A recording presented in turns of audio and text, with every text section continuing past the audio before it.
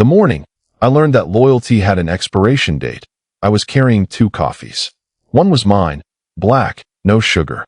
The other was for my manager, Victor Lang, who liked hazelnut creamer and always forgot to buy it himself. For 6 years, I had arrived before him, stayed after him, repaired his mistakes before clients noticed, and watched him accept praise for projects I had dragged across the finish line. I told myself it was an investment. That Monday, the regional operations director position was supposed to be announced. Victor had spent 8 months preparing me for it. At least, that was what he called the extra work. Show the executive team you can already do the job, he had said. So I did. I redesigned our warehouse scheduling system. I negotiated a new freight contract that saved Calder and Rowe nearly $900,000 a year. When our largest distributor threatened to leave, I spent 3 sleepless nights rebuilding their delivery plan and kept the account. Victor repeatedly told me the promotion was mine. The office was unusually quiet when I stepped off the elevator. People stared at their screens with the rigid concentration of actors pretending not to know the ending. A silver banner hung across the glass conference room. Congratulations, Regional Director. My name was not beneath it. Sitting at the head of the table was Nolan Price. Nolan had joined the company 11 months earlier. He was charming, polished, and astonishingly skilled at appearing wherever senior executives gathered. He also played golf with Victor every Saturday and was engaged to the daughter of Victor's oldest college friend. Nolan raised a paper cup toward me. Ethan, there he is. Couldn't have done it without you. Everyone heard the truth hiding inside the joke. Victor emerged from his office and saw the 2 coffees in my hands. His smile flickered. Ethan, can we talk? I walked into his office, placed his coffee on the desk, and closed the door. He began with the language managers use when they hope enough soft words can disguise a hard betrayal. This was an incredibly difficult decision. Your work has been outstanding. The leadership team simply felt Nolan brought a more executive presence. You told me the position was mine. I said you were a leading candidate. You said, start planning what you'll do with the salary increase. Victor looked toward the window. Circumstances change.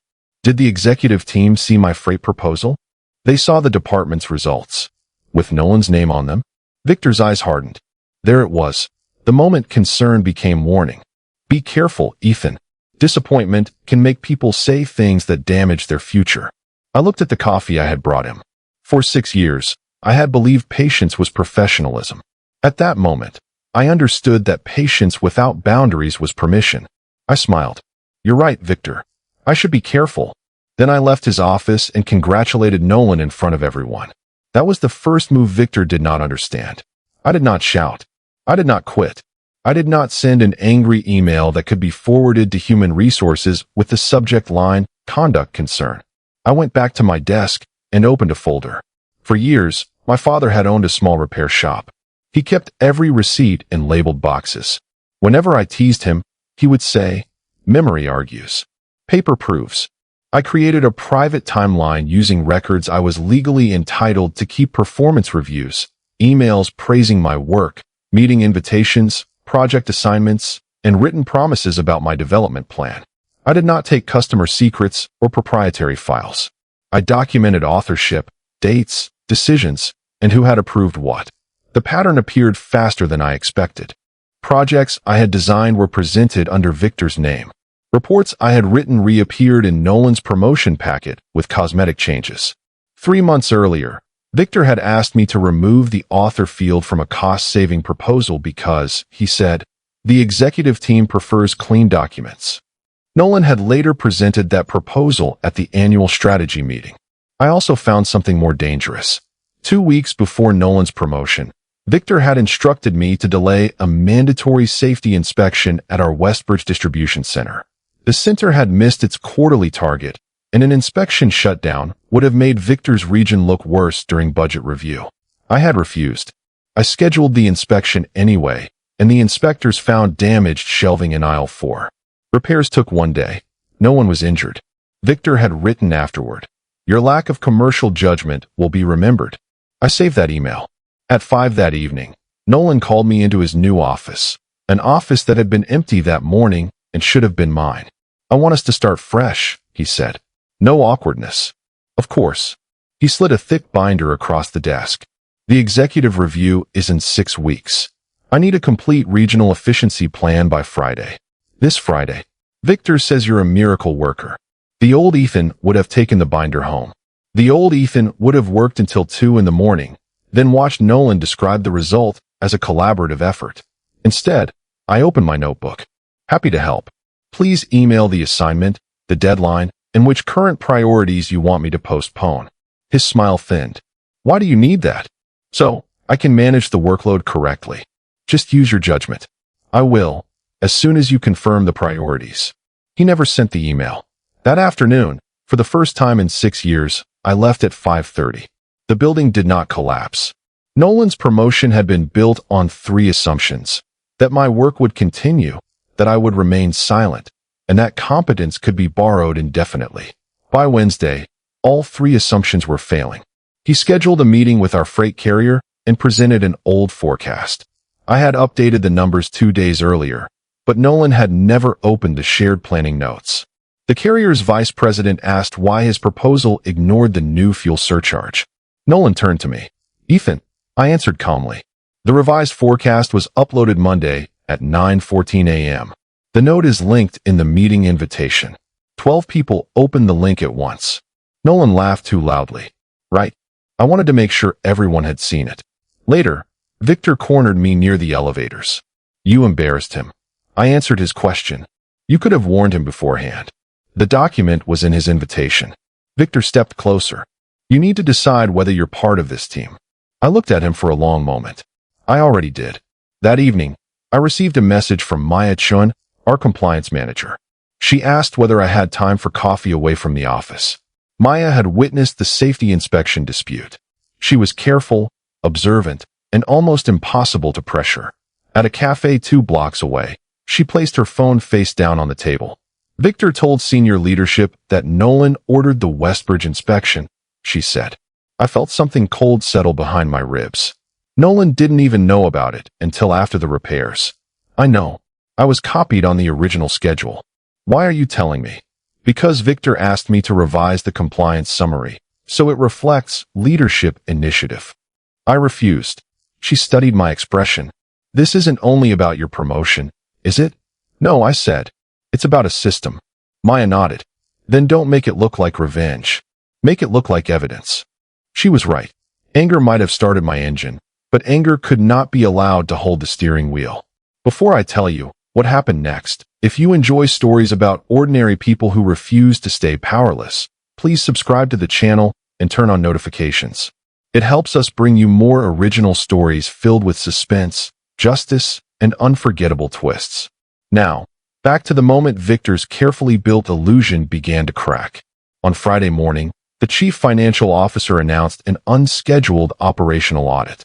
Calder and Rowe was preparing for a possible merger. The board wanted proof that each region's reported savings were real, repeatable, and properly controlled. Every director would present source records for the previous 12 months. Nolan looked as if someone had erased the floor beneath him. He appeared at my desk holding a printout of the audit request. We need to get aligned. On which item? All of it. The request required directors to explain their forecasting models without assistance from subordinates during the presentation. Nolan understood the finished reports, but he did not understand how the models worked. He had never asked. Can you give me a crash course? He said. Certainly. Send me a meeting request and list the topics. He leaned over my desk. Stop playing games. Several co-workers looked up. I kept my voice even. I'm asking you to define the work you need. That is standard practice. Nolan lowered his voice. You think this makes you look clever? Victor can put you on a performance plan tomorrow. For asking for written priorities? He stared at me, then walked away. 10 minutes later, Victor emailed me. The message said I had shown a troubling lack of collaboration since the promotion decision and ordered me to attend a formal meeting with human resources. That was exactly what I had been waiting for. At 2 o'clock, I entered a small conference room with Victor, Nolan, and an HR business partner named Lila Grant.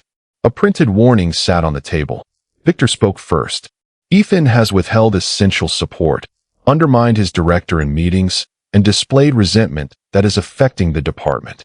Lila turned to me. How do you respond? I placed a slim folder in front of her. I'd like the warning to include the specific assignments I refused, the dates I refused them, and the policies I violated. Victor shifted in his chair.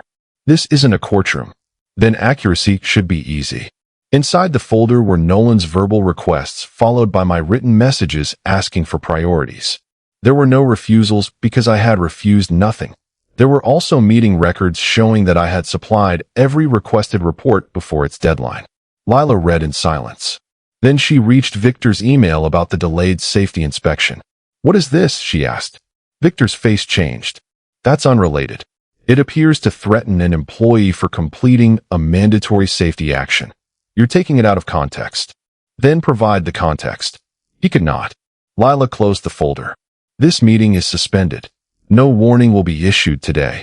Victor's voice rose. "I'm the vice president of this region, and I am placing you on notice not to retaliate against Mr. Cole while this is reviewed." The room went silent. For 6 years, Victor had controlled every conversation by deciding what counted as the official story. That afternoon, someone else picked up the pen. The next day, I received a call from Elena Marquez, a former Calder and Rowe executive who now ran operations at a growing competitor called Northline Supply. "I heard you kept the Halcyon account last year," she said. "My team did. I also heard your team's work recently earned someone else a promotion." I said nothing. She laughed softly. "Discretion? Good. Meet me for lunch." Elena offered me a director position with a 22% raise, authority to hire my own team, and a written path to vice president if I met clearly defined targets. It was everything Victor had promised, except Elena put it on paper. I asked for 48 hours. That night, I sat at my kitchen table staring at the offer. My wife, Claire, read every page, then asked the question I had been avoiding. "Do you want justice? Or do you want Victor to watch you win? Aren't they the same thing?" "No. Justice gives you your life back. Revenge can keep you tied to the person who hurt you." I looked at the city lights through our apartment window. "If I leave now, Victor will say I was bitter. He'll blame the audit problems on me." "Then leave correctly," Claire said. "Tell the truth, protect the people still there, and go where you are valued."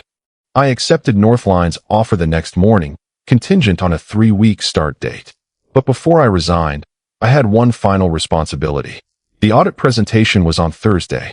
The executive conference room occupied the top floor, with windows overlooking the river. The chief financial officer, general counsel, HR director, and 2 board representatives sat along one side of a long walnut table. Nolan presented first. His opening slides were beautiful. They contained elegant graphs, confident headlines, and 3 of my largest savings projects. Then the questions began. The CFO pointed to the freight model. What happens to annual savings if volume falls 8%, but the carrier's minimum commitment remains unchanged? Nolan clicked through his notes. The model automatically compensates. How? Through a variable adjustment. Which variable? Nolan looked toward me. I sat against the wall with the other subject matter specialists. Audit rules prohibited us from answering unless directly invited by the panel. The CFO followed his gaze. "Mr. Price, did you build this model?" "I supervised its development." "Who built it?"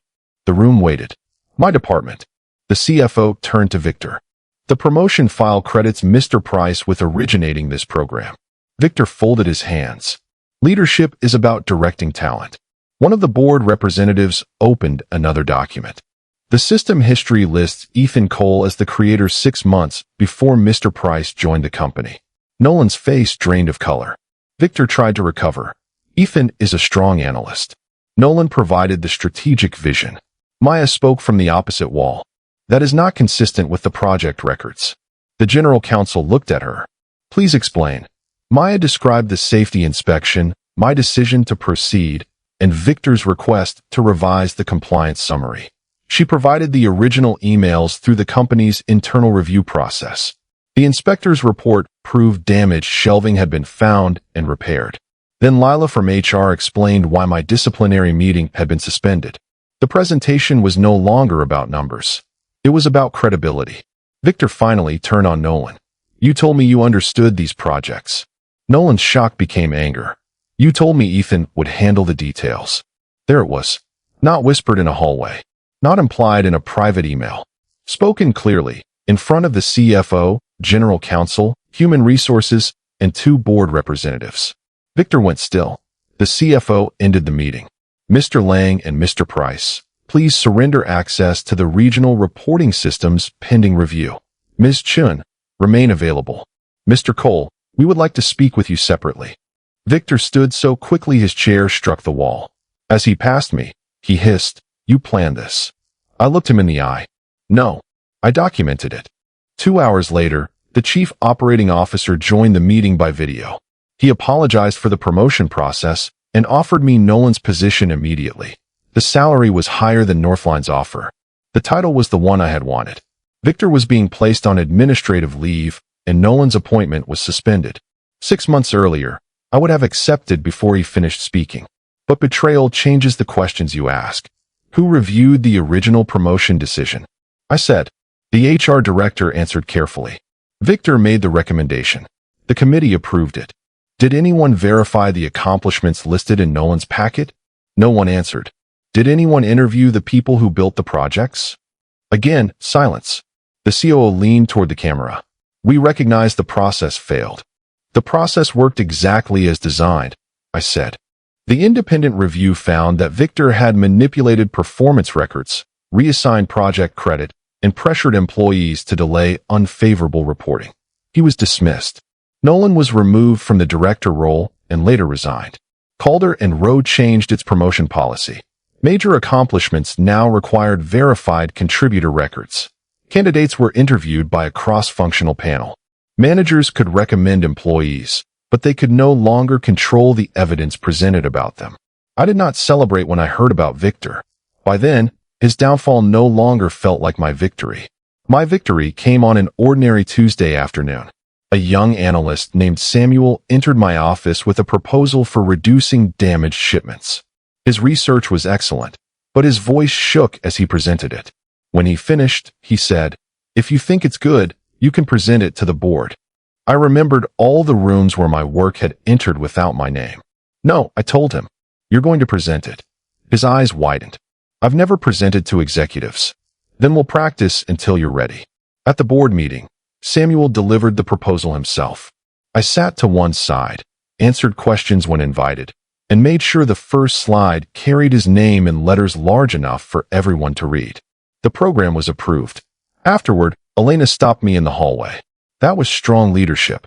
I thought about Victor, Nolan, the stolen promotion, and the folder that had changed everything. "No," I said. "That was accurate credit. Sometimes revenge is not destroying the person who wronged you. Sometimes it is refusing to become them. Sometimes the most powerful response is to build, somewhere else, the fair world they told you was impossible. And sometimes the promotion they stole becomes the reason you finally stop asking small people for permission to grow." If Ethan's story reminded you that your value does not disappear just because the wrong person refuses to recognize it, please subscribe to the channel, like this video, and share it with someone who needs encouragement today. Tell us in the comments. Would you have accepted the counteroffer or walked away? Thank you for listening to SPT Entertainment, and we'll see you in the next original story.